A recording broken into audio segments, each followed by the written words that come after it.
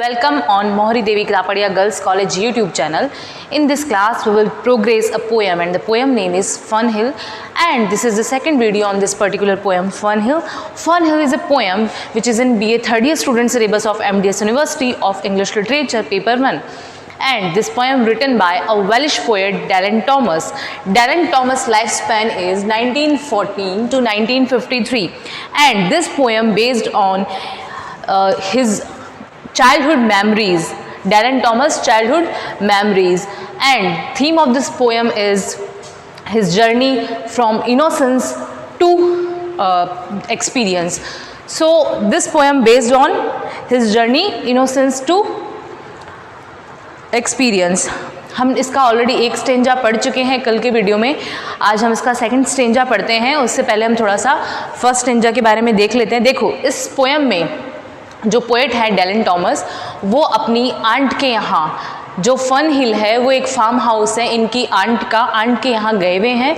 और जब ये आंट के यहाँ गए तब ये ज़्यादा बड़े नहीं थे एज में, तो इन्होंने वहाँ जाके खूब एंजॉय किया नेचर के साथ. पेड़ पौधों के बीच में बैठे और जो है आप बोल सकते हैं कि खेती खलियान बाग बगीचों में इन्होंने खूब एंजॉय किया. तो इन्होंने जो अपनी मेमोरी है वो इस पोएम के थ्रू शेयर करी है. और इन्होंने ये चीज़ शेयर करी कि इनकी लाइफ की जर्नी इनोसेंस से एक्सपीरियंस की और कैसे बढ़ी बचपन से बड़े होने तक. वैसे तो ये बहुत कम एज में इनकी डेथ हो गई थी, तो बहुत ज़्यादा बूढ़े तो ये हुए नहीं, बट फिर भी जो बचपना है उससे लेके इनका जो लाइफ का एक्सपीरियंस है वहाँ तक इनकी जर्नी कैसी गई वो इन्होंने इस पोएम के थ्रू बताया है. और आप बोल सकते हैं कि ये पोएम जो है कहीं ना कहीं इसमें नेचर का जो टच भी है, क्योंकि ये बताते हैं कि मैं पेड़ पौधों के बीच में बैठता था और आई वॉज़ लाइक प्रिंस. मैं प्रिंस के जैसा उस टाइम फील करता था, जैसे सारे पेड़ पौधे मेरे अंडर में हो, जैसे बच्चों को लगता है कि सारी चीज़ें उन्हीं की है. तो सेम ऐसा ही कुछ चल रहा है. तो देखो एक बार फर्स्ट स्टेंजा दोबारा रिपीट करते हैं. Now as I was young and easy under the Apple बो about the लिटलिंग house and happy as the grass was green. मैंने आपको बताया था कि यहाँ पे ग्रीन का मीनिंग जो है, सिम्बॉलिक मीनिंग यही है कि यूथ फुल ऑफ लाइफ, है ना. ग्रीन का मीनिंग है यूथ फुल ऑफ लाइफ. ये जो ग्रीन वर्ड है, ये गोल्डन वर्ड, ये आपको इस पोएम में काफ़ी बार देखने को मिलेंगे. तो इनका मीनिंग जो है फुल ऑफ लाइफ है. The night above the dingy starry, time let me hail and climb, golden in the heydays of his eyes and honored among wagons. I was prince of the apple towns. ये ऐसा feel कर रहे हैं जैसे I was prince, है ना, मैं जैसे प्रिंस था ऑफ द एप्पल टाउन्स का. And once below a time I लॉर्डली had the trees and leaves trail with daisies and barley down the reverse of the विंडफुल light. सो ये जो है उस टाइम ऐसा फील कर रहे हैं जैसे सभी पेड़ पौधे इनके अंडर में हैं. ये एप्पल टाउन के एक प्रिंस के समान है. ये इन्होंने फर्स्ट स्टेंजा में बताया. इन्होंने टाइम का पर्सोनिफिकेशन किया है. इन्होंने आप बोल सकते हैं कि पैथेटिक फैलेसी का यूज़ किया है, जहाँ आप बोल सकते हैं कि नॉन लिविंग थिंग्स को जो है इन्होंने पर्सोनिफिकेशन या पैथेटिक फैलेसी जो है एक ह्यूमन के जैसे यूज़ किया है. देन ये सेकंड स्टेंजा आज हम पढ़ते हैं. आप देखो, and as I was green and care free. पहले इन्होंने क्या कहा, ग्रास वॉज ग्रीन. इस स्टेंजा में ये क्या कह रहे हैं, and as I was green and care free. मैं ग्रीन था और केयर फ्री था. तो इसका मतलब ग्रीन का मतलब यहाँ कलर से नहीं है कि भाई मैं हरा था, ऐसा नहीं है. यहाँ I was green in the sense he was in his young age, he was in his youth as, है ना, इन हिज यूथ. वो अपनी यूथ में थे, जवान थे. Green in the sense, green symbol है यूथ का, फ्रेशनेस का. और यूथ और फ्रेशनेस, जब यूथ के साथ ही फ्रेशनेस होती है, जब हम थोड़े से जवान होते हैं तो हम फ्रेश होते हैं, अपने आप को तरोताज़ा फील करते हैं, अपने आप को एंथुजियास्टिक फील करते हैं. तो सेम यहाँ यही सेंस है. इसका सिंबॉलिक मीनिंग है ग्रीन का, यहाँ बात कर रहे हैं ये. And I was green and care free. मैं जब ग्रीन था मतलब यूथ में था तो केयर फ्री था, मुझे कोई टेंशन नहीं थी, किसी चीज़ की केयर नहीं थी. मेरी जो लाइफ है वो एकदम केयर फ्री थी. फेमस एमंग द बांस. पहले क्या बताया इन्होंने, फेमस एमंग द वैगन्स. अब यहाँ क्या बता रहे हैं, फेमस एमंग्स द बांस. जो खेत हैं, बांस हैं, उन सब के बीच में मैं बहुत ज़्यादा फेमस था. ठीक है, एक तरह से आप बोल सकते हैं कि ये अपने नेचर के साथ जो टच है इनका, फन हिल जो फार्म हाउस है और उसमें जो भी नेचर है, नेचर ग्रीनरी है, उसके साथ इनका जो रिलेशन है वो यहाँ ये शो कर रहे हैं, अपनी मेमोरीज को यहाँ बता रहे हैं. and I was green and carefree, famous among the barns, about the happy yard and singing as the farm was home.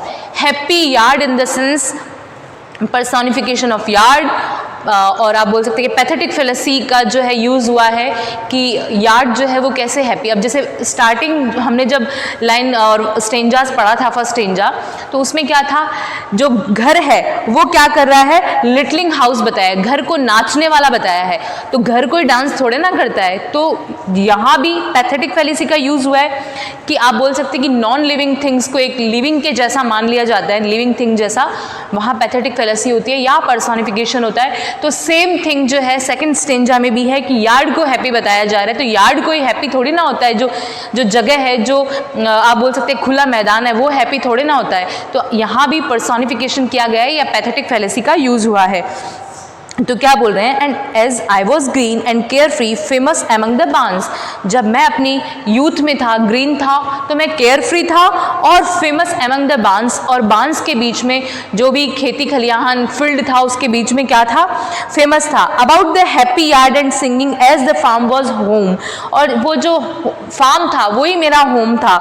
About the happy yard, वो जो यार्ड था मतलब जो जगह थी खाली, वो क्या थी, हैप्पी थी। And singing as the farm was home, और ऐसा लग रहा था कि वो जो फार्म हाउस है, फन हिल फार्म हाउस है, वही मेरा घर है।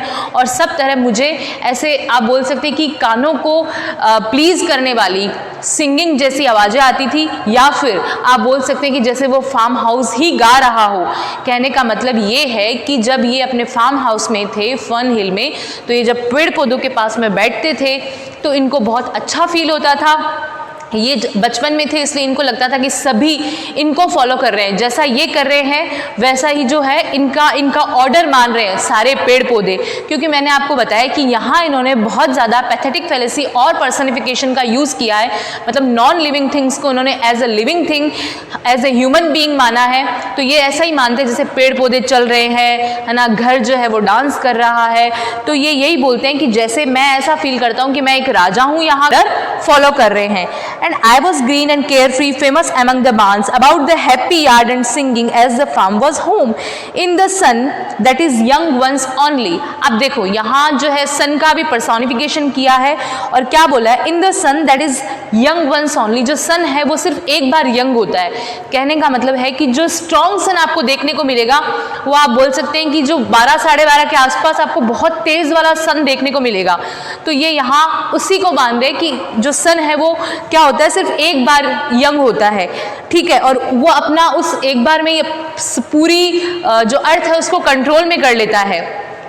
ये बोलना चाह रहे हैं सन को जो है आप बोल सकते हैं कि एग्जाम्पल देके कि जो सन होता है वो सिर्फ एक बार जवान होता है, और अपनी जवानी से इन द सेंस कि जब उसकी स्ट्रॉन्ग रेज होती है तो उन स्ट्रॉन्ग रेज से वो एक बार में ही पूरी अर्थ को कंट्रोल कर लेता है, इतना तेज उसका प्रकाश होता है। तो सेम ये बताना चाह रहे हैं कि जो बचपन में होते हैं उनका इतना तेज प्रकाश होता है कि वो अपने अंडर में सभी को कर लेते हैं। तो यहाँ ये खुद ही को मान रहे हैं, यहाँ ये इस पोएम में स्पीकर जो हमारे डायलेंट है वो खुद ही है, तो वो खुद ये बोलना चाह रहे हैं कि मेरा उस टाइम इतना तेज प्रकाश था, ऑरा था, कि मेरे अंडर में सभी पेड़ पौधे रहते थे। आई वॉज लाइक अ सन, मैं एक सन के जैसा था। ये बोलना चाह रहे हैं इस लाइन के थ्रू। देखो क्या बोल रहे हैं ये, आप देखो इसमें थोड़ा, and I was green and care free, famous among the बांस, फिर about the happy yard and singing as the farm was home, in the sun that is young ones only, time let me play. अब time को बोल रहा है let me play, मुझे खेलने दे, and B golden in the mercy of his means. Time let me play and B golden in the mercy of his means, मुझे enjoy करने दे, मुझे खेलने दे। फिर बोल रहे हैं and green and golden I was huntsman and herdsmen. अब ये खुद को हंट्समैन भी बता रहे हैं, शिकारी भी बता रहे हैं, हर्ट्समैन भी बता रहे हैं, झुंड के बीच में रहने वाला भी बता रहे हैं, दोनों बता रहे हैं खुद को। क्या बोल रहे हैं, टाइम लेट मी प्ले, मुझे खेलने दे time, and B golden in the mercy of his means, और गोल्डन रहने दे इन द सेंस कि मुझे एवरग्रीन रहने दे, मुझे एकदम फ्रेश रहने दे, in the mercy of his means. And green and golden I was huntsman and herdsmen. जब मैं अपनी जवानी में था, जब मैं अपनी यूथ में था, तो I was huntsman and herdsmen, huntsman भी था और हर्ट्समैन भी था। द क्लोज, और जो बछड़े थे, the close saying to my horn. Horn in the sense आप सब समझते हैं कि क्या होता है।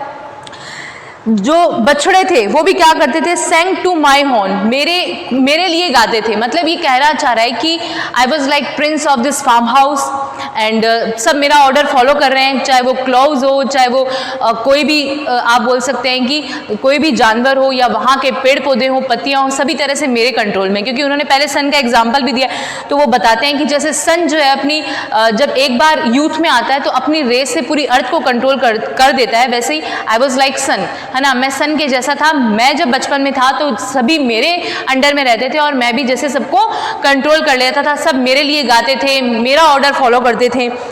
बच्चा था तो बच्चों को ऐसा ही लगता है जस्ट लाइक कि सब हमारा ऑर्डर मान रहे हैं और हम यहाँ के राजा हैं, हम कुछ भी कर सकते हैं, सारी चीज़ें मेरी है। तो ये एक तरह से इसके थ्रू ये बताना चाह रहे हैं कि बचपन में हमारी लाइफ कितनी केयर फ्री होती है, हमें कोई टेंशन नहीं होता है, हम अपनी लाइफ को अच्छे से एंजॉय कर सकते हैं, ये बताना चाह रहे हैं। और ये इस पोएम की थीम यही है कि अपना एक्सपीरियंस शेयर कर रहे हैं, इनोसेंस से लेके एक्सपीरियंस तक, बचपना जो है उससे लेके इनकी लाइफ में जो इनको एक्सपीरियंस हुआ। क्या बोल रहे हैं आगे, and green and golden I was huntsman and herdsmen, the close saying to my horn, the foxes on the hills Bagh clear and cold. अब देखो, the foxes on the hills, जो फॉक्सेज थी हिल्स पे, पहाड़ियों पे जो fox थी, लोमड़ियाँ थी, बाग क्लियर एंड कोल्ड, वो भी बाग कर रही है क्लियर एंड कोल्ड। मतलब कहने का मतलब कि सब मेरे लिए, कोई गा रहा है मेरे लिए, तो कोई अपनी आवाज़ कर रहा है clear and cold. And the सबिद wrong slowly, सबिद in the sense ये एक होली रिवर है, जैसे हमारे यहाँ गंगा है, तो ये आप बोल सकते हैं कि एक होली रिवर है। And the Sabit wrong slowly, और जो रिवर है वो सबित, वो क्या चल रही है, सबित रिवर धीरे धीरे चल रही है, wrong slowly in the pebbles of the Holi stream. और पेबल्स इन द सेंस जो छोटे छोटे पत्थर होते हैं, in the pebbles of the Holi stream, और मैं उस होली स्ट्रीम के पास।